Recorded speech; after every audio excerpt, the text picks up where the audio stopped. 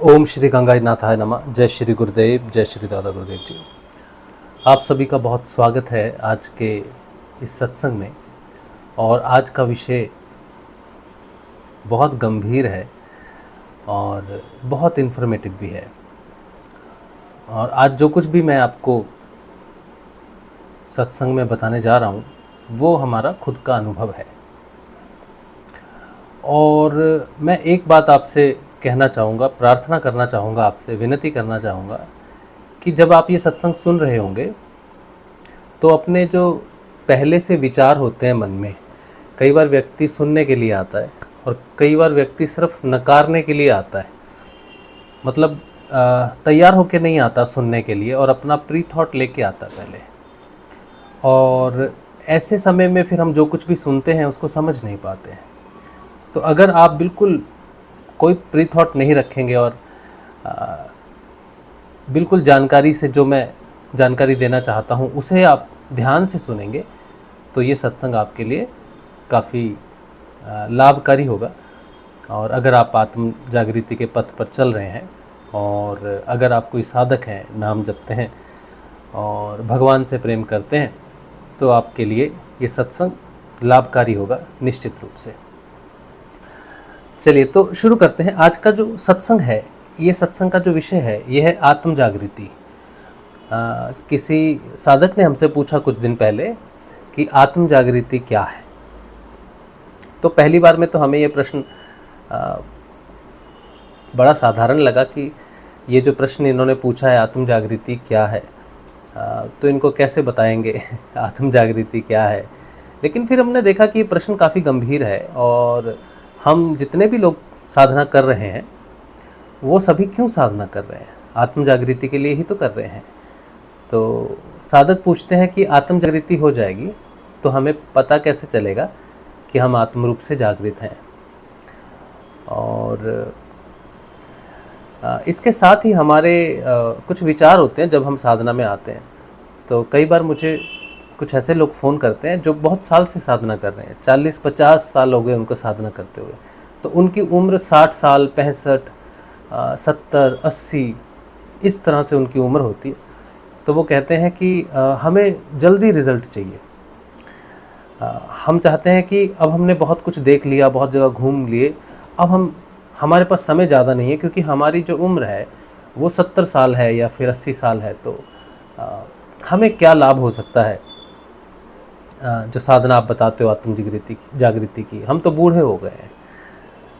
तो इस तरह का एक प्रश्न रहता है। और एक प्रश्न रहता है कि हमारा तो आत्म जागृति हो ही नहीं सकती है, हम तो ग्रस्त में रहते हैं और हम नौकरी करते हैं, हमारी घरवार से हमारे जो कर्तव्य हैं उनसे हमें फुर्सत नहीं है, हमारे पास समय ही नहीं है कि हम साधना करें। और आत्म जागृति तो भाई ये तो वो साधु होते हैं, संत होते हैं, उनका विषय हो सकता है, एक साधारण मनुष्य का विषय कैसे हो सकता है। और फिर कुछ प्रश्न आते हैं कि हम तो बहुत ही निम्न प्रकृति के या फिर बहुत ही चेतना से बहुत ही निम्न है, बहुत ही गिरे हुए हैं, हम तो मांसाहारी हैं या फिर हम बहुत तमोगुणी हैं, या हमारे जीवन में हमारा जैसा जीवन रहा बचपन से, जो दरिद्रता हमने देखी या दुख हमने देखा, जो कष्ट हमने देखे, उससे तो साफ ये पता चलता है कि हम तो भगवान के वैसे ही प्रिय नहीं हैं जो दुख हम भोग रहे हैं। तो हमारे लिए तो साधना या आत्म जागृति के विषय में सोचना भी संभव नहीं है, हम सोच भी नहीं सकते उस चीज़ में। तो इस तरह से कई प्रकार का जो है लोगों के मनों में विचार होते हैं।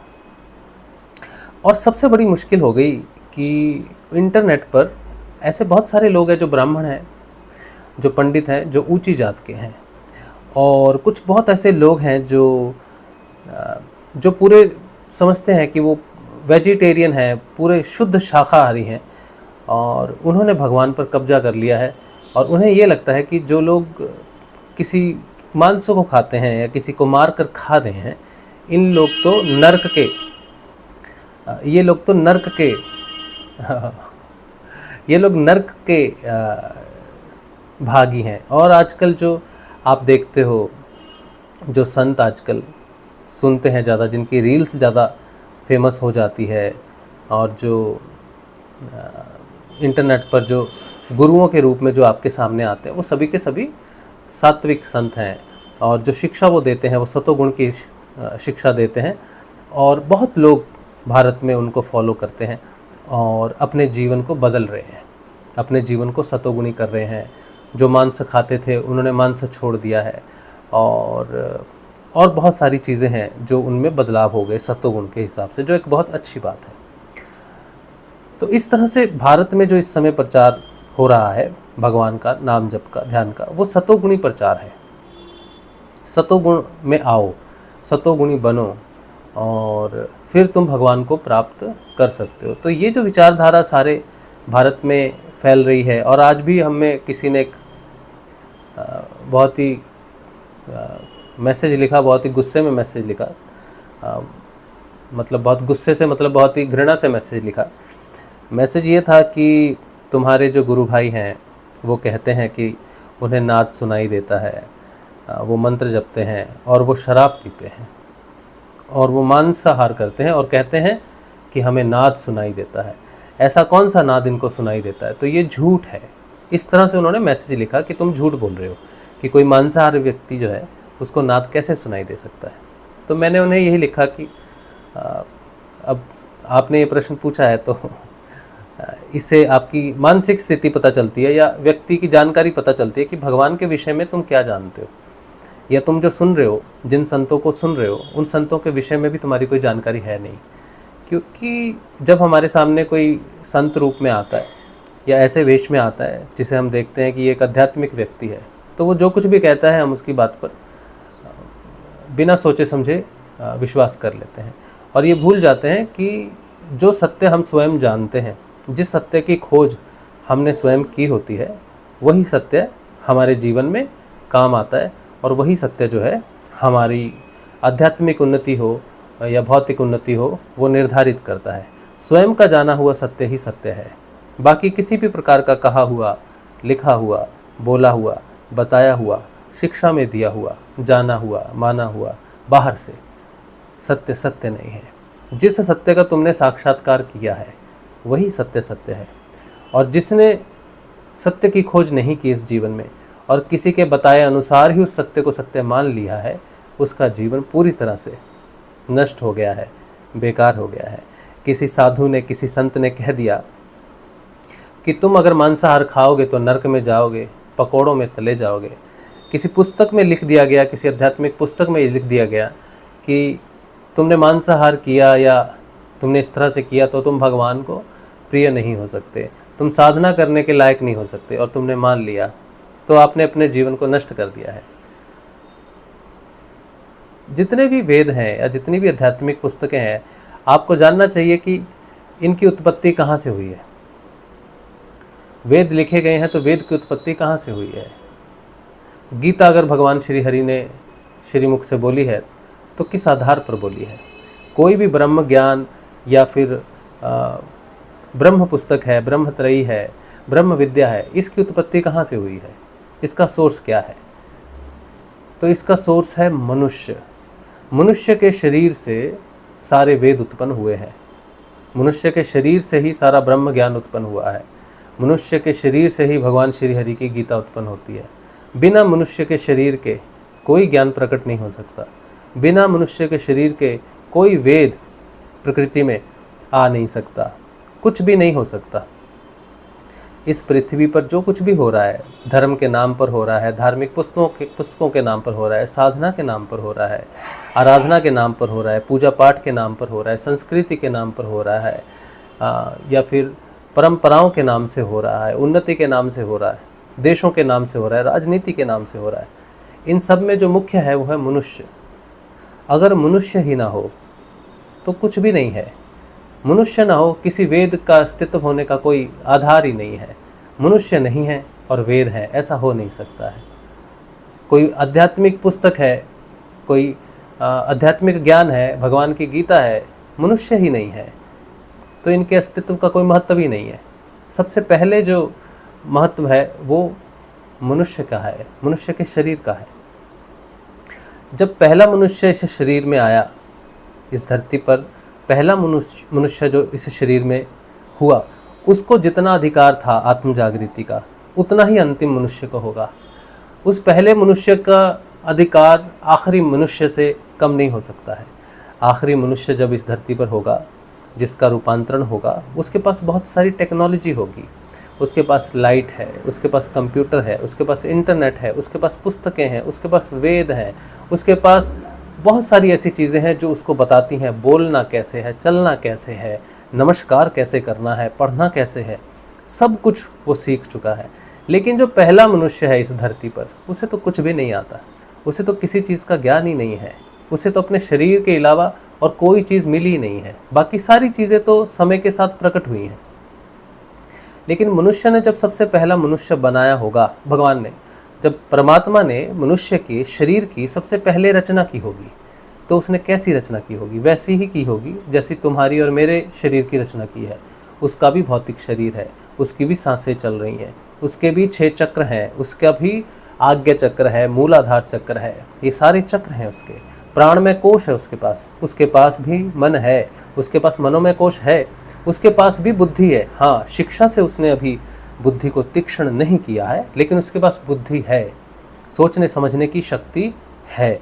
उसके पास भी आनंदमय कोश है, उसके पास भी चित्तमय कोश है, उसके पास भी सत्यमय कोश है, उसके अंदर भी आत्मा विराजमान है, उसका भी हृदय है। जो कुछ भी भगवान श्री हरि ने गीता में लिखा है, वो किसी एक समय काल के अधीन मनुष्य के लिए नहीं लिखा, वो हर मनुष्य के लिए लिखा है।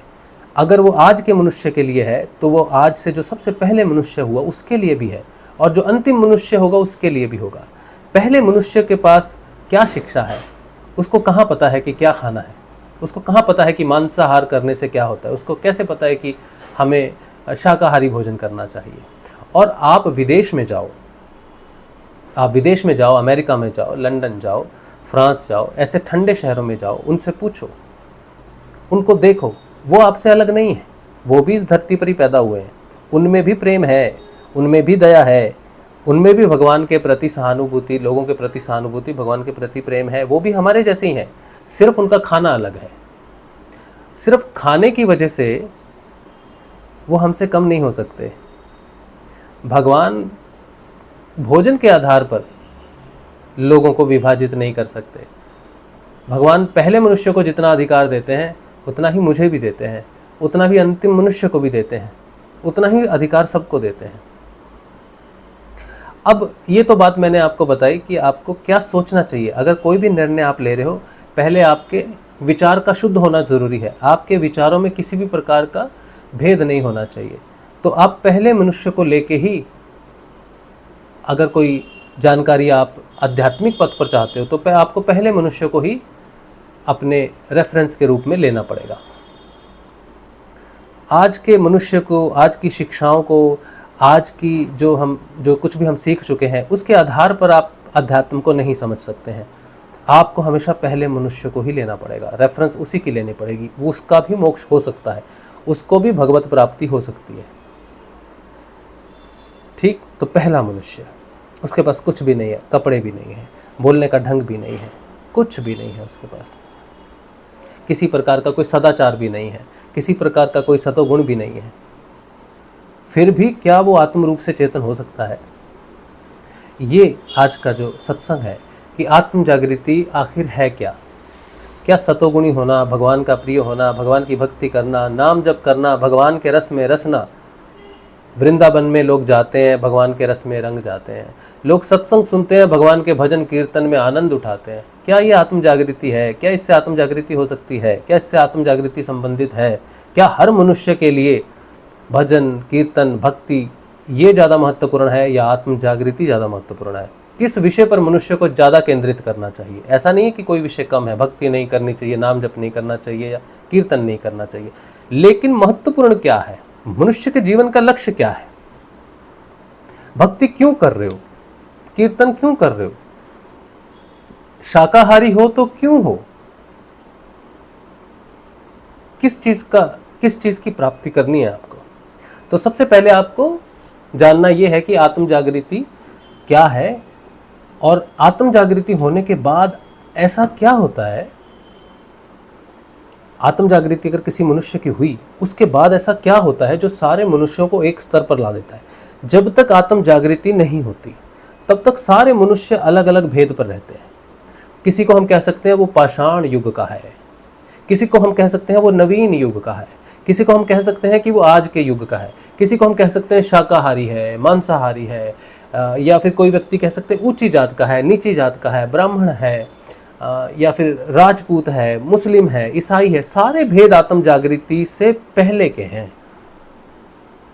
कोई भेद नहीं मिटता कभी भी, कोई भेद कभी भी नहीं मिटता। चित्त के कारण भेद बना ही रहता है, पूरे संसार में बना रहता है। सतोगुण अलग रहता है, रजोगुण अलग रहता है, तमोगुणी व्यक्ति अलग रहता है। ये सेग्रीगेशन है, ये विभाग है कि तुम तमोगुणी हो, तुम रजोगुणी हो, तुम सतोगुणी है। ये मनुष्य का भेद है। भगवान ने जब रचना की इस प्रकृति की, उसने 3 गुणों से रचना की। उसने सिर्फ सतोगुण से रचना नहीं की इस संसार की। तुम चाहे संत हो, साधु हो, तुम कोई भी हो, तुम शाकाहारी हो, तुम मांसाहारी हो, तुम कोई भी हो, तुम जिस संसार में रहते हो, जिस प्रकृति में रहते हो, वो त्रिगुणात्मक है। उसमें रजोगुण भी है, उसमें तमोगुण भी है, उसमें सतोगुण भी है। इनमें से एक भी गुण फिसल जाए तो प्रकृति बैलेंस में नहीं रह सकती। तुम जिस भोलेनाथ को पूजते हो वो तमोगुण को कंट्रोल करता है। तुम्हारा शरीर जो बना हुआ है पूरा, तुम्हारे नीचे के मूलधारा चक्र, तुम्हारा स्वादिष्ठान चक्र, ये सतोगुणी है। तुम्हारा जो ब्रह्मा से कंट्रोल होता है, और जो तुम्हारा मणिपुर चक्र है, तुम्हारा हृदय चक्र है, ये विष्णु से कंट्रोल होता है, रजोगुणी है। तुम्हारा कंठ चक्र, तुम्हारा आज्ञा चक्र, ये भगवान शिव से कंट्रोल होता है, जो तमोगुण के देवता है, जो तमोगुण को कंट्रोल में रखते हैं, जो तमोगुण से तमोगुण ग्रंथि को, जिसे कहते हैं रुद्र ग्रंथि। रुद्र ग्रंथि इन दोनों चक्रों पर है। रुद्र ग्रंथि को खोलने वाला शिव है। और यहाँ सबसे ज्यादा काम वासना होती है। लोग कहते हैं कि जिसकी चेतना मूल धारा में है वो पशुवत जीवन जीता है, सही बात है। लेकिन अगर कोई व्यक्ति साधना करता है और साधना करते करते उसकी चेतना अगर विशुद्धि चक्र तक पहुंच जाती है तो उसके अंदर वासना का तूफान आ जाता है। आज्ञा चक्र पर वो केंद्रित करेगा ध्यान में, और उसको इतनी वासना आ जाएगी, औरत के प्रति वासना आ जाएगी, पुरुष के प्रति वासना आ जाएगी, धन के प्रति आ जाएगी, किसी भी चीज की वासना बहुत घनी घोर वासना हो जाती है।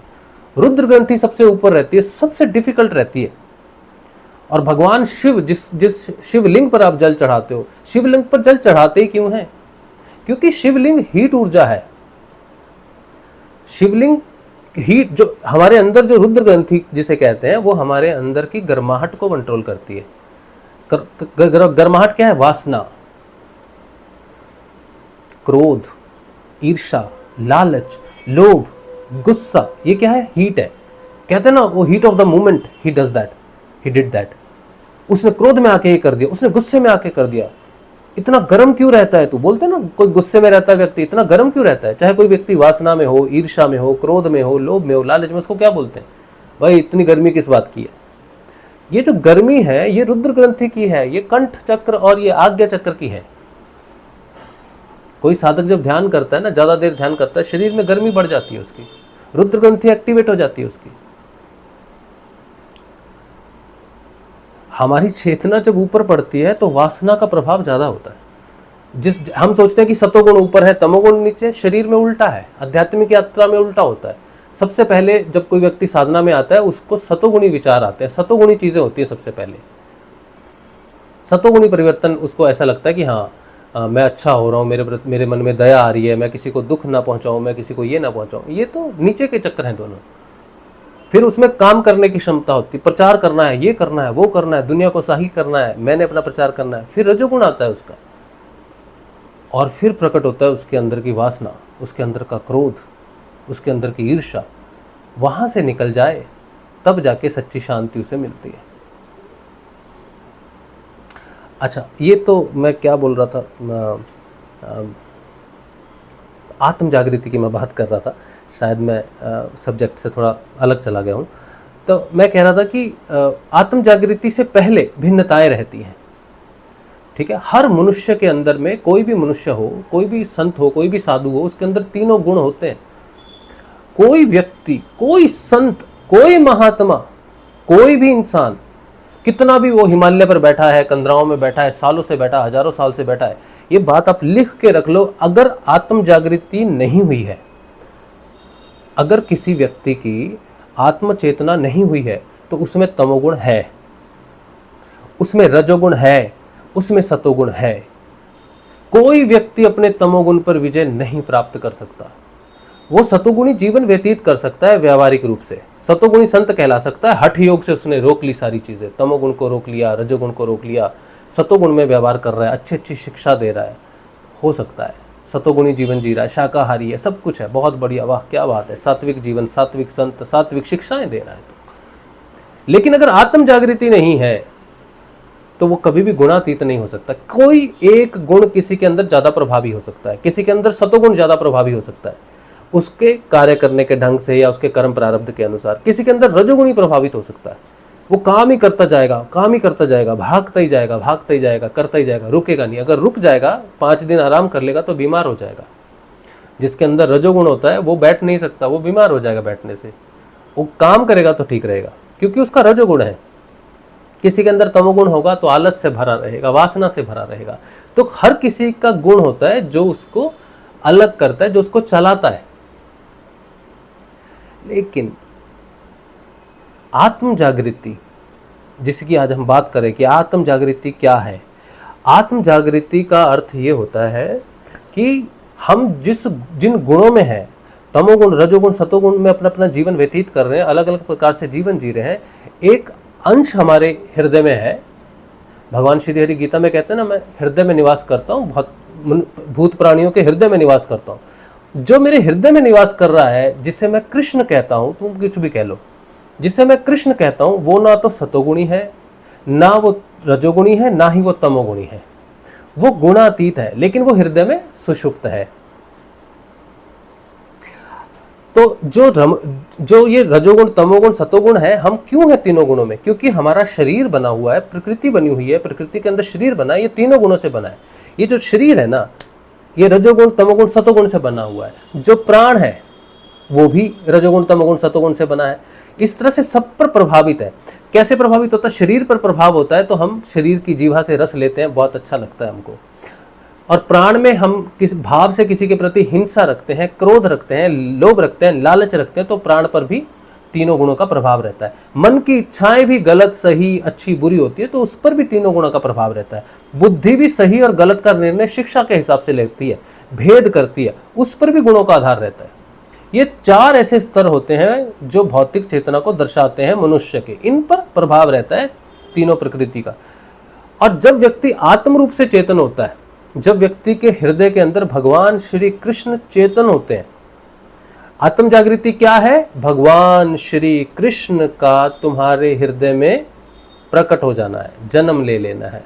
आत्मा जब जागृत होती है तो कैसे होती है आत्मा जागृति? आत्म जागृति होती है, गुरु कर सकता है, सिर्फ कोई सतोगुणी व्यक्ति नहीं कर सकता। कोई संत है, कोई गुरु है जिसको, जो बैठा है, जिसमें आप बोलते हो बड़ी शक्तियां हैं, है ना, लोग भविष्य देखते हैं, भूतकाल देखते हैं, आपको कभी किसी चीज से बचाते हैं, रक्षा कर रहे हैं, बहुत सारे गुरु होते हैं ना, सहायता करते हैं। लेकिन जो गुरु योगेश्वर होता है, योगेश्वर, जिसको स्वयं पूर्ण योग प्राप्त हो, भगवान श्री हरि की चेतना प्राप्त हो, अजन्मा की चेतना, और जिसको अपने गुरु का भी आशीर्वाद हो कि जो कुछ भी गुरु की शक्ति है वो उसको प्राप्त हो, ऐसा व्यक्ति योगेश्वर होता है। खुद भी योग प्राप्त कर सकता है, तुम्हें भी योग प्राप्त करवा सकता है। ऐसा गुरु जीवन में आता है, तब तुम्हारी आत्म चेतना होती है। तो जो योगेश्वर गुरु है वो किसकी आत्मा चेतन करेगा? वो देखेगा कि तुम मांस खाते हो, तुम्हारी चेतना नहीं हो सकती, तुम पात्र नहीं हो, तुम हरी सब्जी खाते हो, आ जाओ। क्या आत्म चेतना के लिए यह देखा जाएगा कि तुम हरी सब्जी खाते हो, आ जाओ? नहीं। आप इतिहास पढ़कर देख लेना, ऐसे कई साधक हुए हैं जिनके भोजन से लेना देना नहीं था कुछ भी, लेकिन वो फिर भी जागृत हुए। और मैं आपको एक और बात बताता हूं कि क्यों कोई भी व्यक्ति जागृत हो सकता है। कोई भी व्यक्ति जागृत हो सकता है, वो चाहे कितना ही निम्न क्यों ना गिरा हो, उसकी चेतना कितनी ही नीचे पताल में क्यों ना धसी हो, वो मांसाहारी हो, शराब पीता हो, सिगरेट खाता हो, हिंसक हो, कैसा भी हो, वो व्यक्ति चेतन क्यों हो सकता है, ये मैं आपको बता रहा हूं। क्योंकि ये जो तमोगुण है, ये जो रजोगुण है, ये जो सतोगुण है, ये प्रकृति का है और प्रकृति पर पूरा अधिकार पुरुष का है। प्रकृति में कोई भी परिवर्तन करने का अधिकार एकमात्र शक्ति, ताकत पुरुष का है। जब पुरुष प्रकृति में उतरता है, योग करता है, तभी उसके गुण संचालित होते हैं, तभी उसके गुण प्रकृति का निर्माण करते हैं। बिना पुरुष के प्रकृति कुछ भी रचना नहीं कर सकती। तो जो पुरुष है वही निर्माण को वापस समेटने में भी प्रकृति की मदद करता है। तो भगवान श्री हरि गुरु कृपा से, गुरु के प्रति समर्पण हो। कोई व्यक्ति तमोगुणी है, तो कोई व्यक्ति मांस खाता है, शराब पीता है, ये करता है, लेकिन उसके सामने गुरु आए और वो कहे भगवान मेरी चेतना पाताल में धसी हुई है, मेरे से निकृष्ट व्यक्ति कोई नहीं है, मैं मांसाहार हूँ, मैं हिंसक हूँ, मैंने अपने जीवन में बहुत कुछ गलत किया है, मैंने बहुत लोगों पर अत्याचार किया है, लोगों को मारा है, बहुत कुछ किया है मैंने, लेकिन अब मैं आपकी शरण में आया हूँ कि मुझे बचा लो। जो व्यक्ति पूर्ण समर्पण कर देता है अपने जीवन का, अपने शरीर का, प्राण का, मन का और बुद्धि का गुरु के चरणों में रख देता है, समर्थ सदगुरुदेव के चरणों में जो पूर्ण समर्पित कर देता है कि मैं निकृष्ट हूँ, मुझ पर कृपा करें, गुरु का अनुग्रह होता है, गुरु की प्रसन्नता होती है और वो व्यक्ति के हृदय में आत्म रूप से भगवान श्री कृष्ण का जन्म होता है। जैसे ही उस व्यक्ति के हृदय में भगवान श्री कृष्ण का जन्म होता है, उसे बोलते हैं आत्म जागृति। भगवान श्री कृष्ण आत्मा है, हर मनुष्य के शरीर में वास करते हैं और ये बात उन्होंने गीता में कही भी है। जब भगवान श्री कृष्ण आत्म स्वरूप में हृदय में प्रकट हो जाते हैं, फिर उसके बाद योग होता है आत्मा का परमात्मा के साथ। जो आत्म चेतना भगवान श्री कृष्ण हृदय में प्रकट होते हैं वो शिशु के रूप में है, समझो अभी शुरुआत हुई है। अब ये आत्म चेतना धीरे धीरे प्रबल होगी, क्योंकि हृदय में विराजमान है। हृदय से जैसे ही जागे, सुषुम्ना नाड़ी से होते हुए 6 चक्रों का भेदन करते हुए चेतना ऊपर उठती है। जैसे जैसे वो चेतना, आत्म चेतना ऊपर उठती जाती है, वो अपने स्वरूप को प्रकट करती जाती है, स्वरूप को वापिस गेन करती रहती है। आज्ञा चक्र पर यहां पर रहता है परमात्मा, अजन्मा पूर्ण पुरुष, और हृदय से जन्म लेती है आत्मा, जो व्यक्तिगत चेतना के प्रभाव में रहती है। जैसे ही आत्मा चेतन होती है, आत्मा सुषुम्ना नाड़ी से उठकर आज्ञा चक्र पर पहुंचती है और परम पिता परमात्मा उसी आत्मा के साथ योग करने के लिए सहस्त्रार से नीचे उतरता आज्ञा चक्र पर। आज्ञा चक्र पर योग होता है। आज्ञा चक्र योग स्थान है, प्रयागराज है, यहीं पर मिलती है सुषुम्ना, ईड़ा, पिंगला और सुषुम्ना। ये योग स्थान है, आत्मा और परमात्मा के मिलन का स्थान है, आज्ञा चक्र है। अब जब आत्मा और परमात्मा मिलती है तब शुरू होता है काम, तब शुरू होता है गुणों का परिवर्तन। अब कोई व्यक्ति कितना भी तमोगुणी हो, जितनी समय आत्मा और परमात्मा का यहां मेल होता है उतनी समय उसकी चेतना यहां रहती है और प्रकृति के तीनों गुण रुक जाते हैं।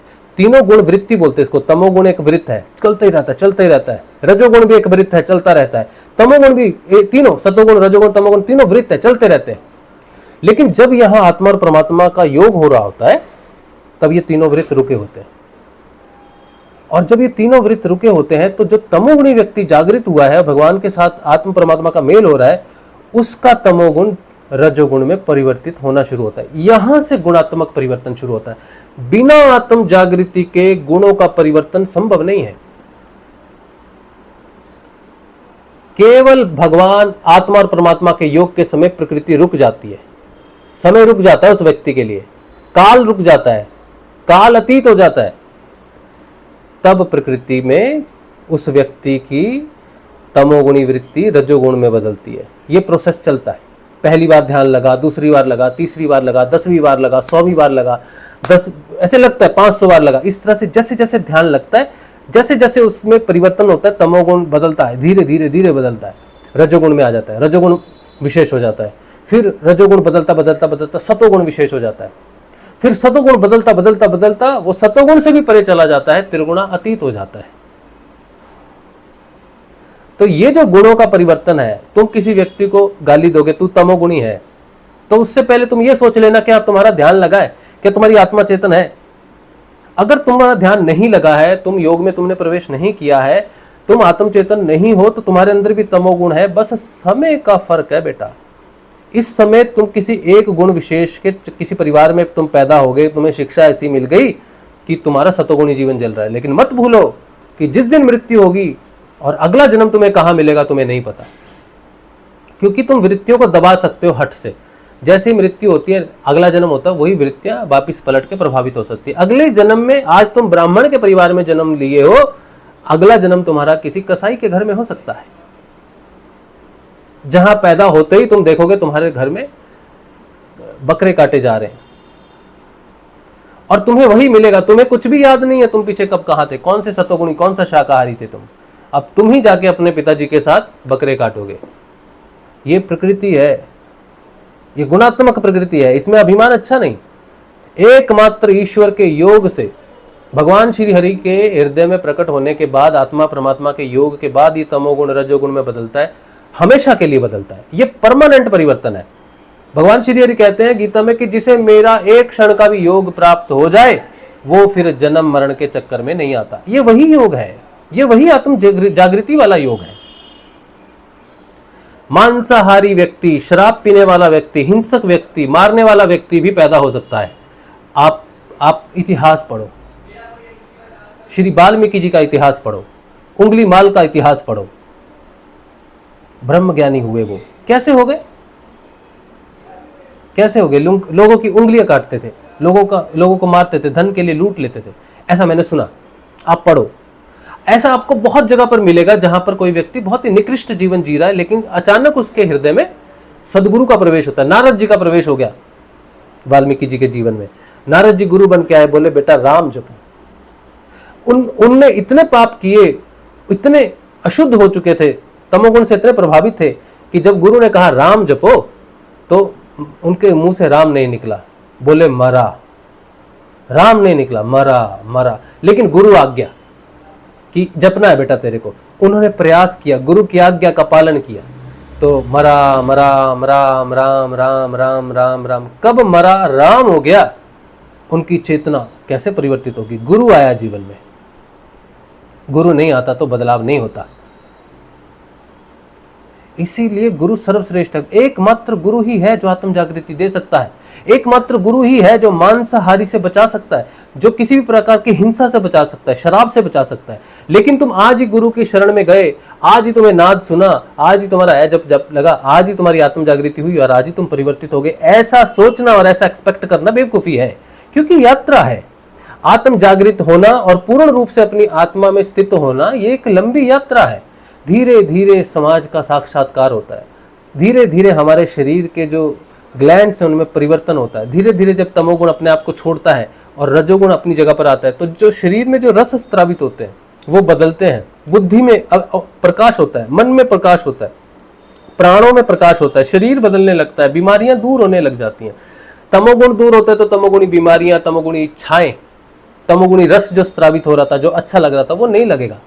तुम्हें जो अच्छा लग रहा है वो तुम्हारे गुण के आधार पर लग रहा है। तुम कोई विशेष व्यक्ति नहीं हो कि तुम शाकाहारी भोजन करते हो तो तुम विशेष हो। नहीं हो तुम विशेष। कोई मांसाहार करता है तो वो कोई खराब व्यक्ति नहीं है, उसके अंदर का गुण है जो उसे चलाता है। और गुण क्यों प्रभावी करता है किसी को? कर्म के आधार पर करता है। तुम्हारी पोटली में 100 कर्म जमा है, उनमें से 10 लेके तुमने जन्म लिए हैं, उनमें से सतोगुण ज्यादा है, तो इस जीवन में तुम सतोगुणी जीवन बिता रहे हो। अगले जन्म में उसी पोटली में से 10 कर्म लेके पैदा होगे, उसमें से 8 तमोगुणी कर्म होंगे, तो तुम तमोगुणी जीवन व्यतीत कर रहे होंगे। लेकिन मनुष्य किसी भी जीवन में, किसी भी वृत्ति में, किसी भी परिवार में, किसी भी कुल में जन्म ले, वो आत्म रूप से चेतन हो सकता है। सिर्फ एक ही कंडीशन है कि सदगुरु को नमस्कार करके उसके चरणों में पड़कर उसको कह दे कि मुझे दे दो रास्ता। एकमात्र समर्थ सदगुरुदेव है जो अहेतु की कृपा से आत्म चेतना प्रदान करते हैं। तुम हजारों वर्षों तपस्या कर रहे हो, वो खुश हो जाएंगे? नहीं। गुरु खुश होता है जब कोई गुरु की आज्ञा का पालन करता है। गुरु ने कहा बेटा ऐसा करो, वैसा ही करेगा। जो ऐसा नहीं कि तुम कर रहे हो लेकिन तुम गुरु की आज्ञा नहीं है उसमें, तुम कुछ और कर रहे हो, फिर नहीं हो सकता काम। समर्थ सदगुरुदेव योगेश्वर, किसी ने पूछा समर्थ सदगुरुदेव है, योगेश्वर है, उनके लिए तो कुछ भी मुश्किल नहीं है, फिर सभी को जागृत क्यों नहीं कर देते? कर सकते हैं, वो तो बैठे हैं, लेकिन तुम पात्र हो क्या? तुम पात्र हो क्या? पात्रता ही है जो आत्म जागृति प्रदान करती है। पात्रता, पात्र को ही भगवान श्री कृष्ण हृदय में प्राप्त होते हैं। तुम मंदिरों में बैठे हो, घंटियां बजा रहे हो, टीका चंदन लगा रखा है, तुम्हें संत के नाम से जाना जाता है, और तुम पात्र हो? नहीं हो। पात्रता के लिए केवल समर्पण चाहिए, गुरु के प्रति समर्पण चाहिए। लोग आते बड़ी तपस्या करके, बहुत तपस्या की हुई उन्होंने, हम उन्हें पूछते हैं कि हाँ आपको गुरु की जानकारी चाहिए, हाँ तो आपने तो बड़ी तपस्या की है। अगर गुरु सारी तपस्या छीन ले, सारी शक्तियां छीन ले तो बोले नहीं ये तो हमने किया, इतना कमाया, ये कैसे? गुरु, अगर तुम समर्थ सदगुरुदेव की शरण में जाओगे ना तो तुम्हें एकदम खाली कर देगा वो, तुम्हारी सारी विशेषताओं को छीन लेगा वो। क्यों छीन लेगा विशेषता को? क्योंकि भगवान तुम्हारे अंदर से तभी प्रकट हो सकते हैं जब तुम साधारण हो। जब तुम्हारी अपनी ही विशेषता है तो भगवान तुम्हारी विशेषता में प्रकट नहीं होंगे। तुम्हारे हाथ में जादू है, कुछ लोग आते हैं रेकी करते हैं, रेकी से कहते हैं कि हमारे हाथ में बड़ा भगवान ने दिया है कि हम लोगों की मदद कर सके। मैं आपको गारंटी देता हूं, जो व्यक्ति रेकी करता है आत्म जागृति नहीं पा सकता। जब तक वो रेकी कर रहा है आत्म जागृति नहीं पा सकता, क्योंकि उसमें विशेषता है, उसका गुण है। और ये बात सही भी है, रेकी करने से हो सकता है कि दूसरा व्यक्ति जो है वो ठीक हो रहा है, तुम्हारे स्पर्श करने से कोई ठीक हो रहा है, किसी का बुखार उतर रहा है, कोई ये हो रहा है वो रहा है, ठीक है, तुम्हारी विशेषता है। लेकिन जब तक तुम्हारी ये विशेषता है तब तक आत्मा प्रकट नहीं हो सकती, आत्म जागृति नहीं हो सकती। विशेषता का मतलब है कि तुम एक कांच है, एक साधारण कांच है ना, साधारण कांच से सूर्य का प्रकाश आ रहा है तो कैसा दिखाई देगा? जैसा सूर्य का प्रकाश है वैसा ही दिखाई देगा। लेकिन पीला कांच है, पीले कांच में जो रोशनी निकलेगी तो कौन सा प्रकाश दिखेगा? पीला प्रकाश दिखेगा। नीले में से निकलेगी तो नीला दिखेगा। तो ये नीला, पीला, हरा क्या है? विशेषताएं हैं, गुणों की विशेषताएं हैं। सतोगुण कलर है, तमोगुण कलर है, रजोगुण कलर है। किसी सतोगुणी व्यक्ति के अंदर भगवान प्रकट हो गए तो भगवान सतोगुणी नहीं है, भगवान तमोगुणी भी नहीं है, भगवान रजोगुणी, भगवान त्रिगुणातीत है। भगवान गुण से नहीं व्यक्ति को प्रेम करते, भगवान समर्पण से प्रेम करते हैं। भगवान किसी के भी हृदय में प्रकट हो सकते हैं, इसके लिए शाकाहारी होना जरूरी नहीं है। अगर सिर्फ शाकाहारी ही आत्म रूप से चेतन होंगे तो विदेश में तो कोई चेतन ही नहीं होगा। जीसस की तो कोई सत्ता नहीं है। फिर जीसस को सारी दुनिया मानती है, वो कहता है मैं भगवान का पुत्र हूं, मैं भगवान का पुत्र हूं और मैं तुम्हें जगाने आया हूं। तो जो खुद ना जागा वो दूसरे को कैसे जगाएगा? तो जीसस कैसे जागा?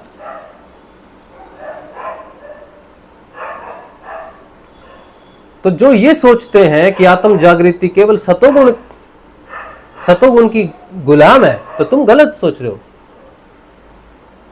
हर व्यक्ति के हृदय में आत्मा है, हर व्यक्ति के हृदय में भगवान श्री कृष्ण प्रकट हो सकते हैं, गुरु कृपा से हो सकते हैं। गुरु विशेष होता है, गुरु कृपा होती है, तुम्हारी कोई विशेषता नहीं है। तुम अगर अपना सब कुछ छोड़ सकते हो, अपना सारा गुण, अपना प्राण, अपना जीवन गुरु को नतमस्तक कर सकते हो, अपनी विशेषताओं को छोड़ सकते हो, अपनी साधना की पोटली जो तुमने भरी है, पीछे व्रतों की पोटली भरी है, उसको गुरु की शरण में रखो और कहो कि इसका कोई किसी प्रकार का कर्म फल हमें नहीं चाहिए, सारा कर्म फल हम त्याग देते हैं, सब कुछ त्यागने आए हैं, सारा पुण्य त्यागने आए हैं। गुरु के शरण में जाओ और अपना सारा पुण्य त्यागने की क्षमता रखो, तब आत्म जागृति मिलेगी। तुम पुण्य का फल पाना चाहते हो तो तुम्हें आत्म जागृति नहीं हो सकती। भगवान श्री हरि कहते हैं कि अर्जुन तो सब धर्मों को छोड़कर मेरी शरण में आ, मैं तुझे सारे पापों से मुक्त करूंगा। तो कौन से पाप किए अर्जुन ने और कैसे मुक्त करेंगे? कोई भी कर्म, चाहे कितना ही दान पुण्य, मंदिर बनाए तुमने, गरीबों की सहायता की, हॉस्पिटल बनाए, ये सारा कर्म है, ये पुण्य कर्म है। इसका सुख भोगना पड़ेगा तुमको, अगले जन्म में राजा होना पड़ेगा तुमको। अच्छी सेहत, अच्छा परिवार, अच्छा जीवन, लंबा दीर्घ जीवन, सारे सुख भोग सब भोगने हैं तुमको, क्योंकि तुमने अच्छे कर्म किए। तुमको कर्म भोगने आना पड़ेगा, और जो कर्म तुम्हें भोगने के लिए जीवन प्रदान करेगा, जीवन में लाएगा, वही तुम्हारा पाप कर्म है, क्योंकि उसने तुम्हें जीवन से बांध दिया। उस सुख को भोगते भोगते भोगते कहीं तुम ऐसा कर्म कर दोगे जो तुम्हें दुख का कारण बनेगा, पाप का कारण बनेगा, फिर से जन्म का कारण बनेगा। भगवान कहते हैं मैं तुझे सारे कर्मों से मुक्त करूंगा। तो कोई व्यक्ति अगर आत्म रूप से चेतन होने की इच्छा रखता है और ये सोचता है कि मैं ये व्रत करके आया हूं, वो व्रत करके आया हूं, और ये पुण्य है मेरा, वो पुण्य है, तो नहीं होगा। तुम्हें अपने पुण्य की तिलांजलि देनी होगी। तुम अगर अपने पापों से मुक्ति चाहते हो तो तुम्हें अपने पुण्यों से भी मुक्ति की पूरी कामना करनी होगी। तुम पापों को हटा दो गंगा में नहाकर, प्रयागराज में नहाकर पापों को हटा दो और पुण्य को रख लो और मोक्ष का तुम सपना देखो तो तुम बुद्धिमान व्यक्ति नहीं हो। मोक्ष का अर्थ क्या है? कर्मों से मुक्ति, जीवन से मुक्ति, जीवन और मृत्यु से मुक्ति। लेकिन तुम तो सिर्फ पाप धोने गए थे, पुण्य धोने तो गए नहीं। तुम गुरु की शरण में आए हो पाप धोने के लिए, क्योंकि तुमने जीवन में पाप किए हैं। पुण्य नहीं छोड़ सकते तुम मांसाहारी को गाली देते हो, खुद शाकाहारी है। भोजन की भूख तो तुम्हें लगती है ना। अब जब तुम भोजन खा रहे हो, तुम्हें क्या लगता है कि भोजन में, उस भोजन के अंदर कोई कीट पतंग तुमने आज तक नहीं खाया होगा? तुम्हारी सांस तुम लेते हो ना। अभी मैं बात कर रहा हूं, भगवान की बात कर रहा हूं, सत्संग कर रहा हूं, मेरी वाणी से, मेरी गर्म सांसों से कितने छोटे छोटे जीव मर गए होंगे इस समय। तुम शाकाहारी। रोज तुम्हारे पैरों से कितने चींटे कीट कितने मरते होंगे, तुम्हें मालूम है? क्योंकि तुम अनजाने में वो कर रहे हो। तुम कहोगे कि हमें तो जानकारी नहीं है, अनजाने में हुई है।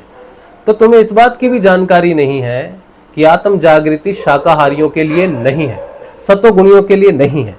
आत्म जागृति मनुष्य के लिए है, समर्पण करने वाले के लिए है, गुरु के चरणों में अपना प्राण दान करने वाले के लिए है, गुरु का अनुसरण करने वालों के लिए है। गुरु का अनुग्रह है आत्म जागृति। सतोगुण से आत्म जागृति नहीं होती। और आत्म जागृति के बाद ही तमोगुण से मुक्ति होती है, आत्म जागृति के बाद ही रजोगुण से मुक्ति होती है, आत्म जागृति के बाद ही सतोगुण से मुक्ति होती है, आत्म जागृति के बाद ही त्रिगुणा अतीत अवस्था प्राप्त होती है, जीवन और मृत्यु से मुक्ति होती है। बिना आत्म जागृति के कोई मुक्ति नहीं है, कोई मोक्ष नहीं है, और बिना गुरु के कोई आत्म जागृति नहीं है।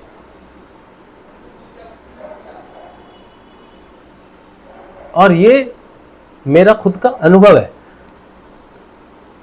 कोई योग नहीं है, बिना आत्म जागृति के कोई योग नहीं है, कहीं भी नहीं है। ये जो आसन लगा के बैठे हैं, हम इस योग में है, जप योग में है, नाद योग में है, लय योग में है, नाम योग में है। अरे रहो, एक ही योग है, मात्र एक ही योग है, आत्मा का परमात्मा से मिलन। आज्ञा चक्र पर आत्म जागृति के बाद ही योग है, उससे पहले कोई योग नहीं है। उससे पहले सारी व्यवस्थाएं हैं, उससे पहले सारे अभ्यास हैं। योग नहीं है, लेकिन कोई योग नहीं है इस प्रकृति में। योग सिर्फ आत्म जागृति वाले को मिलता है और किसी को नहीं मिलता। कोई मन का योग नहीं है, कोई शरीर का योग नहीं है, कोई प्राणायाम योग नहीं है, कुछ भी योग नहीं है। योग एकमात्र उसका है जो अमर होता है। आत्मा ही अमर है और परमात्मा से ही उसका योग होता है। मृत व्यक्ति का, मरने वाली चीज का कभी किसी का कोई योग नहीं होता।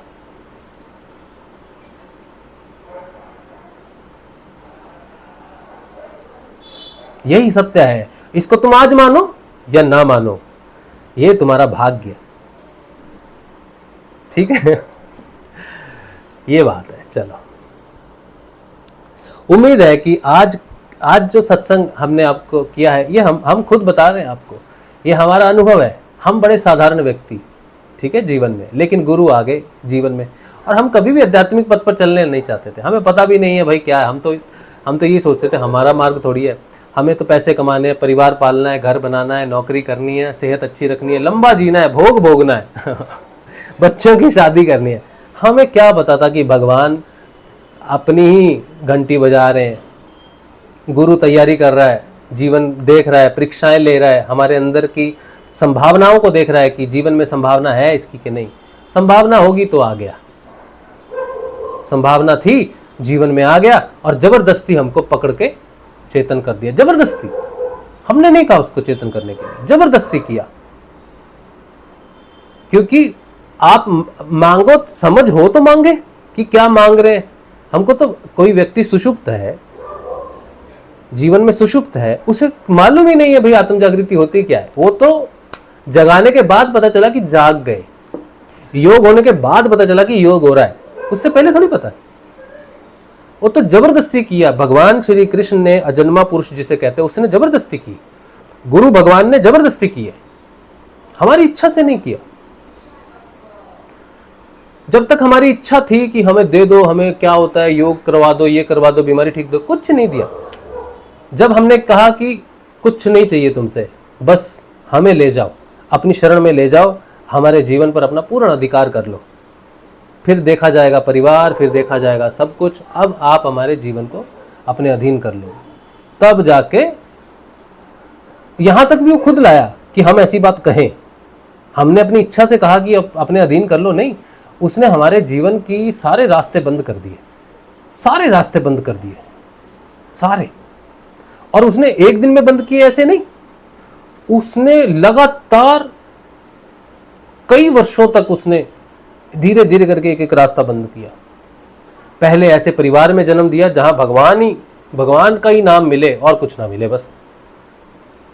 फिर थोड़ा आगे बढ़े तो पिता छीन लिया, थोड़ा आगे बढ़ा तो माता छीन ली, माता से पहले सेहत छीन ली, फिर माता छीन लिया, फिर बस लेता ही गया, सारे सहारे सब कुछ छीनता ही गया।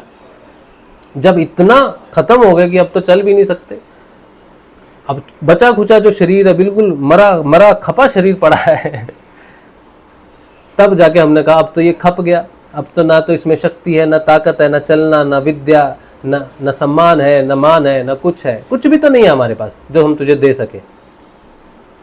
हे हरिहर मैं हार के आया, अब क्या हार चढ़ाऊं, बस यही हालत थी, हार गए पस्त हो गए, अब क्या ही दे सकते हैं तुमको, जो बचा है ले लो।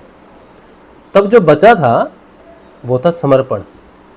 एक किसी के जीवन की एक सांस बची हो, किसी ने 100 साल का जीवन जिया, कोई कहता ना 70 साल हो गए, हम कैसे अब जागृत होंगे। तुम 100 साल जी के आओ, तुम्हारे शरीर में एक सांस बाकी है, सिर्फ एक, और वो सांस अगर भगवान के नाम हो जाए, आत्म जागृति हो जाएगी आपकी। इतना ही समय चाहिए, एक क्षण भी नहीं लगता, एक क्षण भी नहीं लगता। उसको ना तो आपके शरीर का बल चाहिए, ना धन चाहिए, ना शाकाहारी होना चाहिए, ना अच्छे गुण चाहिए, ना सत्य, उसको आपसे कुछ भी नहीं चाहिए, उसको सिर्फ चाहिए आपका समर्पण। और एक क्षण में काम होता है, सिर्फ एक क्षण में, दूसरा क्षण है ही नहीं आत्म जागृति के लिए। बाकी जितना भी समय लग रहा है ना, वो अपात्रता के लिए लग रहा है। नाम जब जो किया जा रहा है, ध्यान का अभ्यास किया जा रहा है, क्रिया योग किया जा रहा है, ये सारा आपको पात्र बनाने के लिए किया जा रहा है कि छोटे छोटे परिवर्तन आएंगे जीवन में, तो आपकी जो धारणा है वो दृढ़ होगी गुरु में। और जिस दिन पूर्ण दृढ़ हो जाएगी कि हाँ गुरु कर सकते हैं, उस दिन काम हो जाएगा। सिर्फ अविश्वास ही है जो आत्म जागृति से दूर रखता है मनुष्य को। मांसाहार दूर नहीं रखता, किसी प्रकार का कोई गुण भगवान से दूर नहीं रखता, सिर्फ और सिर्फ अविश्वास और समर्पण की कमी। गुरु को साधारण मनुष्य मान लेते हैं, अरे ये तो साधारण मनुष्य है, इसको आगे चक्कर पर क्यों देखूं, शिव को देखूं, कृष्ण को देखूं। जानते ही नहीं कि परम पिता परमात्मा अजन्मा जो होता है वो उसके हृदय में उसके जन्म ले चुका है। वो परंपरा भौतिक रूप से नहीं, गुरु का शरीर नहीं होता, गुरु शरीर नहीं होता, गुरु होता परम पिता की चेतना। और हम उसे शरीर के रूप में देखकर आंखों से सोचते हैं कि ये तो शरीर है, और ये भेद बना ही रहता है। गुरु शरीर नहीं है, गुरु परम पिता परमात्मा है, और वो तुम्हें जगा सकता है। और लोग कहते हैं तुम्हारे गुरुजी तो शरीर में नहीं है, अब हमारा काम कैसे होगा। तो मैं कहता मैं तो कभी गुरुदेव से मिला भी नहीं, और गुरुदेव चले गए 2017 में शरीर छोड़कर, मेरा ध्यान लगा 2019 में। अगर वो शरीर ही होते तो 2019 में हमें योग कैसे प्रदान करते। गुरुदेव ने साहब कहा मेरी फोटो जीवित है, संसार रहेगा तब तक फोटो रहेगी, जैसा मैं वैसी फोटो। व्यक्ति फिर भी भेद करते हैं, फिर भी नहीं मानते, ये अविश्वास है। तो जो विश्वास करेगा वो पार हो जाएगा। मत देखो कि तुम क्या हो, क्या खाते हो, तुम्हारा जीवन कितना निकृष्ट है, कितना खराब है, कितना बुरा तुम्हारा बचपन या जवानी गई है, कितना जीवन में तुम्हारे दुख है, ये मत देखो। कोई फर्क नहीं पड़ता, कुछ भी फर्क नहीं पड़ता। किसी का जीवन कितना ही सुखी हो, कितना ही दुखी हो, आत्म जागृति को कोई लेना देना नहीं है। तुमने जीवन में क्या किया क्या नहीं किया, आत्म जागृति को कोई लेना देना नहीं है, कोई फर्क नहीं पड़ता। इस संसार में जितने मनुष्य जितना जीवन व्यतीत कर रहे हैं अलग अलग, उनको सबको अधिकार आत्म जागृति का, और वो सब के सब आत्म जागृत हो सकते हैं। हर जीवन, प्रत्येक जीवन मनुष्य का, अब संसार में देख लो कितने मनुष्य हैं इधर उधर संसार में भरे पड़े, हर मनुष्य आत्म रूप से चेतन हो सकता है।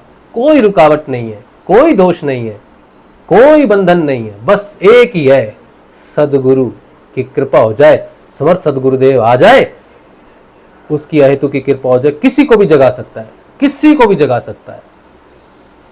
और ये इतने दृढ़ विश्वास से मैं इसलिए कह रहा हूं कि मेरे जैसे व्यक्ति अगर ध्यान की बात कर रहे हैं, आत्म चेतना की बात कर रहे हैं, हम जैसे निकृष्ट व्यक्ति जाग सकते हैं, तो संसार में हर व्यक्ति जाग सकता है, हर व्यक्ति जाग सकता है। बस गुरु ने जैसा बताया वैसा उसका नाम जपो, वैसा उसका ध्यान करो। वो साधारण मनुष्य नहीं है, वो साधारण मनुष्य नहीं, वो तुम्हें जगा सकता है, चेतन कर सकता है। बस यही मैं कहना चाहता हूँ आज के सत्संग में।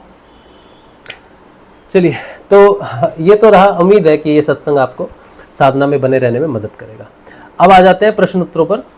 आप सभी को जय श्री गुरुदेव। नमस्कार आप सभी को, जय श्री गुरुदेव।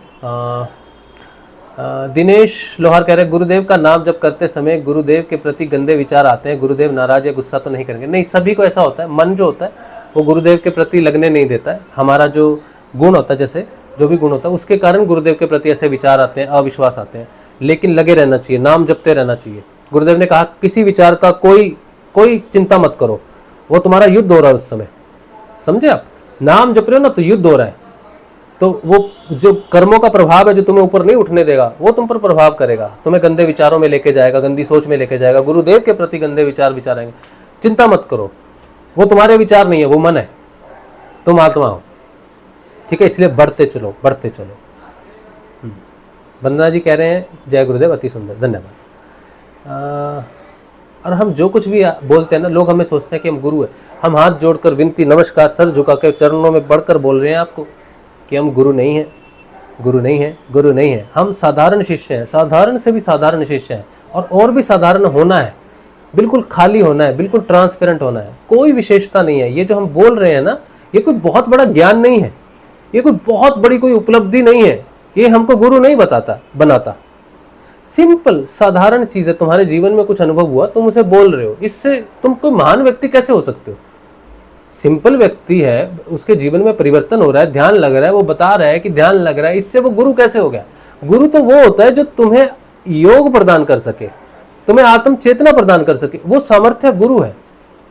ज्ञान से कोई गुरु नहीं साबित हो सकता, और जो कुछ भी शिष्य बोलता है गुरु की प्रेरणा से बोलता है, ठीक है? तो जो शब्द, जो बोलने वाला अंदर बैठा है, जो भगवान है, जो गुरु है, जो आत्म चेतना है, आत्मा है, वो है, ठीक है? तो हम तो कह रहे हैं खुद मुख से आपको कि हम शिष्य हैं, और जीवन पर्यंत हम शिष्य ही रहेंगे, चाहे हमारा योग पूर्ण होता है नहीं होता, उससे कोई फर्क नहीं पड़ता। क्यों शिष्य रहेंगे? क्योंकि हम कभी किसी को भी आत्म चेतना प्रदान करने का कार्य नहीं करेंगे, किसी को भी योग प्रदान करने का कार्य नहीं करेंगे। क्यों नहीं करेंगे? क्योंकि जब तक गुरु भगवान स्वयं प्रकट है, जब तक जो कार्य स्वयं गुरु भगवान कर रहे हैं, शिष्य क्यों करेगा वो कार्य? गुरु भगवान की फोटो आपके पास आ जाए, गुरु भगवान की फोटो का ध्यान करोगे, उनका मंत्र जपोगे तो आपका काम हो जाएगा आपको।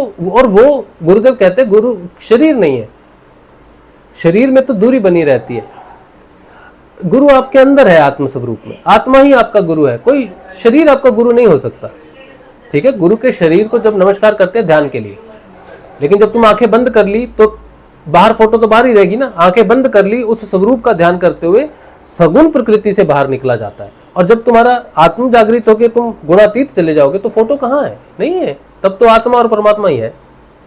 आत्मा ही तुम्हारा गुरु है, गुरु ही शिष्य की आत्मा होता है। चलिए, संदीप कह रहे ये बात आप बिल्कुल 200% सही कह रहे हैं, क्योंकि आपका प्रैक्टिकल जीवन है। हाँ, मैं बिल्कुल प्रैक्टिकल जीवन से बोल रहा हूँ, कुछ भी ऐसा पढ़ लिख के तो हम नहीं बोल रहे, हम जो भी बता रहे हैं अपने जीवन के अनुभव से बता रहे हैं। रीना कह रही है अगर गुरुदेव जी सबको एक साथ जागरण कर देंगे तो सभी मोक्ष प्राप्त कर लेंगे और कोई दुनिया में जन्म ही नहीं लेगा, इस प्रकार दुनिया मनुष्यहीन हो जाएगा, इसलिए गुरुजी सबके लिए एक साथ जागरण नहीं देते। नहीं, ये आपकी जो बात है ये पूरी गलत है। ये जो थॉट है आपका, ये पूरा गलत थॉट है।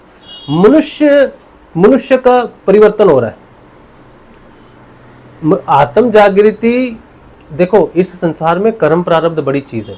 भगवान कभी किसी को कर्म की बाधा नहीं बनते किसी की, हर व्यक्ति कर्म करता है ना, तो अपना भोग भी भोगता है। तो पात्र जो हो जाता है वो आत्म रूप से चेतन होता है, लेकिन एक समय आ जाता है कि उससे आगे, जैसे सोचो बहुत सारे लोग हैं आगे बढ़ रहे हैं, लेकिन एक दीवार आ गई, इससे आगे कोई मनुष्य नहीं बढ़ सकता, कोई नहीं बढ़ सकता, अच्छा भी नहीं बढ़ सकता, बुरा भी नहीं बढ़ सकता।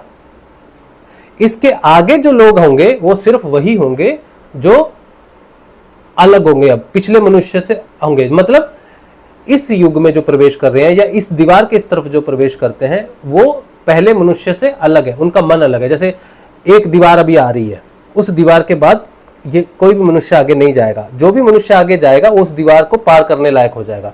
पार करने का मतलब है कि वो मनुष्य नहीं रहा जो मनुष्य था। अभी जो युग परिवर्तन की बात आ रही है, अभी जो वो आ रही है, वो तो मनुष्य का दैविक परिवर्तन हो रहा है। उस युग में सभी आत्म रूप से चेतन ही प्रवेश करेंगे। सत्ययुग का मतलब है सत्य का युग, सत्य है आत्मा से, आत्मा के बिना सत्य है ही नहीं। सतयुग का मतलब है प्रत्येक व्यक्ति उस युग में प्रवेश, कलयुग से कोई व्यक्ति सतयुग में प्रवेश कर रहा है तो वो सत्य के माध्यम से कर रहा है, और आत्मा के बिना कौन सा सत्य है।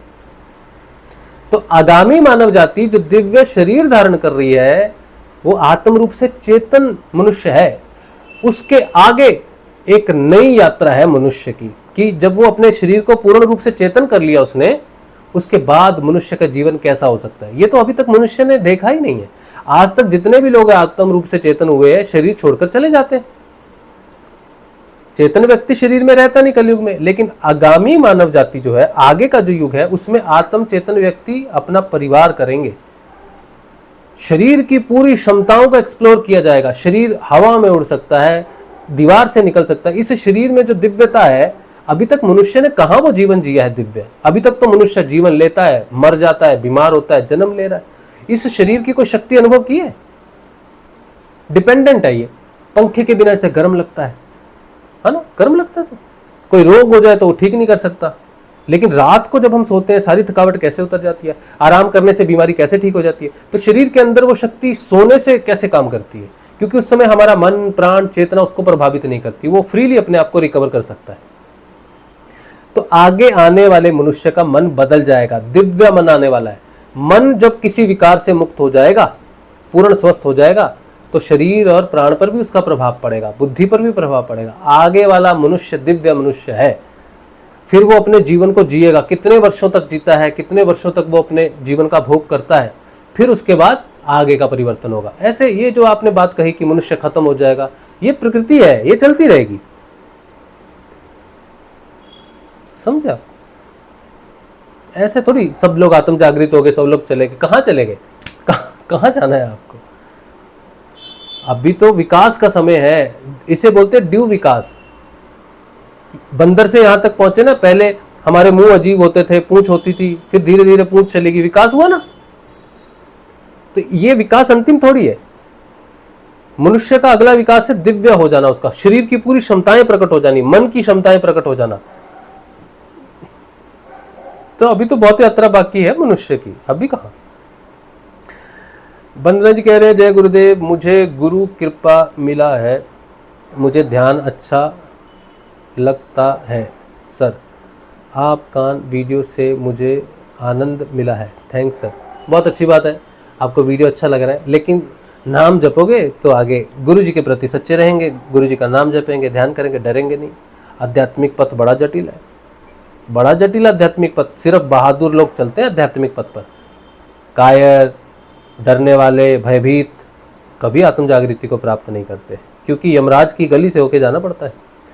तो बड़ा निडर होना पड़ेगा आपको। ठीक है, चलिए ये था। अब हम आपसे ये निवेदन करते हैं कि आप चैनल को अगर अच्छा लगे आपको, लोगों तक पहुंचाइए और सब्सक्राइब कीजिए और ज्वाइन भी कीजिए। सब्सक्रिप्शंस हैं कुछ, जो भी सब्सक्रिप्शन आपको अच्छी लगे या आप इस लायक हो कि आप कर सकते हैं, सक्षम हो, तो चैनल की सब्सक्रिप्शन लें, मतलब मेंबरशिप लें, तो उससे थोड़ा सा चैनल को आर्थिक सहयोग मिलेगा। और हम ये करते हैं, सत्संग करते हैं, ये सत्संग सहयोग से चलता है, स्पॉन्सरशिप से चलता है। तो जो लोग स्पॉन्सरशिप करते हैं उनकी कृपा से आप तक हम पहुंच पाते हैं।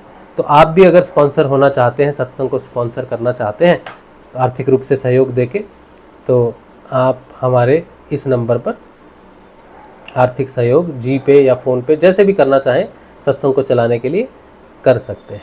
ठीक है, हमारा नंबर है 8777211139। हमारा नाम राजू शर्मा लिख के आएगा, वैसे राजशिव के नाम से जानते हैं हमें, ठीक है, लेकिन अकाउंट में राजू शर्मा आता है। शिव हमारे पिताजी का नाम है, वो भी एक आध्यात्मिक व्यक्ति थे, उन्हीं के कारण हमारे जीवन में अध्यात्म आया, तो हमने उन सम्मान से उनका नाम अपने नाम के साथ जोड़ा है। ठीक है, इसीलिए राजशिव से जानते हैं हमें लोग। तो इस नंबर पर आप कर सकते हैं। और अगर आपको गुरुजी की निशुल्क जानकारी चाहिए, सत्संग निशुल्क है आप सबके लिए, और गुरुजी की जानकारी, सिद्धयोग की जानकारी निशुल्क है। तो अगर गुरुदेव की जानकारी चाहिए तो आपको हमें फ़ोन करने की आवश्यकता नहीं है। आपको कुछ हमसे, तो हमारे पास कुछ है नहीं, आपको सिर्फ इतना लिखना है कि राजशिव भाई आप हमें गुरुदेव जी की जानकारी दे दीजिए। तो व्हाट्सएप पर हम आपको क्या भेजेंगे, पहले एक 3 वीडियो भेजेंगे गुरुदेव के, वो एक 1.5 मिनट का है, 2 मिनट का, वो तीनों आप ध्यान से सुन लेना कृपा करके। उसमें गुरुजी का मंत्र है और गुरुजी बताते हैं कि देखो एक ही मंत्र जपना चाहिए। पहले वाला मंत्र कोई जप के आए हो तो अब नहीं जपना उसको, जिस गुरु का ध्यान करोगे उसी का मंत्र जपना है, ठीक है। वो 3 वीडियो छोटे छोटे देख लोगे। उसके बाद एक बुकलेट है PDF, उसमें गुरुजी की ध्यान की जानकारी है, उसमें जो लोगों को क्रियाएं होती है उसकी फ़ोटो है, कुंडलिनी क्या होती है, ध्यान कैसे करते हैं, उसका एक PDF है, वो भी पढ़ लेना अच्छे से।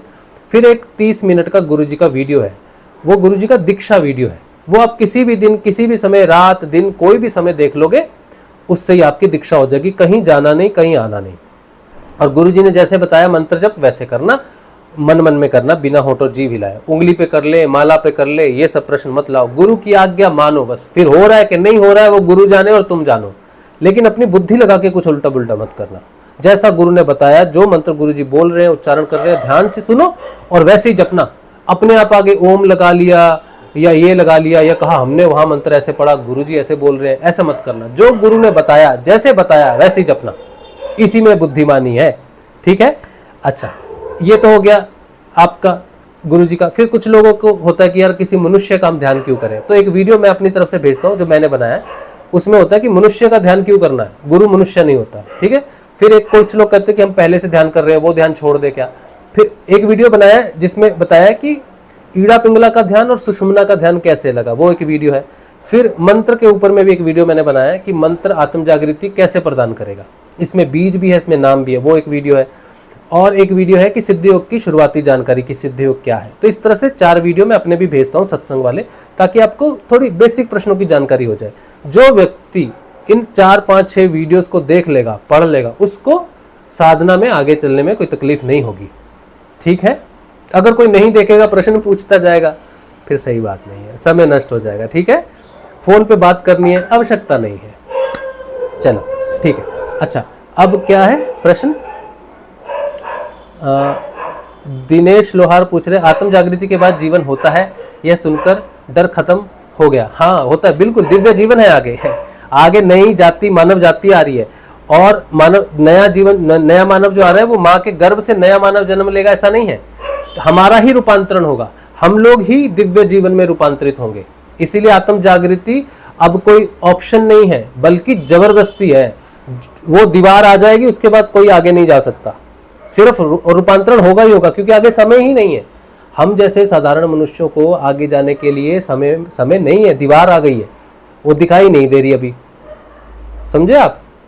उससे पार सिर्फ वही जाएंगे जो आत्म रूप से जागृति के लिए तैयार हो रहे हैं। इसीलिए आगामी मानव जाति, युग बदल जाएगा, लोग बदल जाएंगे, बाकी यहीं रह जाएंगे, फिर वो कहाँ जाएंगे भगवान जानता है। चलो, A+ साइंस क्लासेस ये कह रहे हैं, स्वामी राम कृष्ण परमहंस सारी उम्र मछली खाते रहे और उन्हें परम ज्ञान उपलब्ध हुआ। हाँ, तो वही बात है कि भोजन से आत्मज्ञान का कोई लेना देना नहीं है।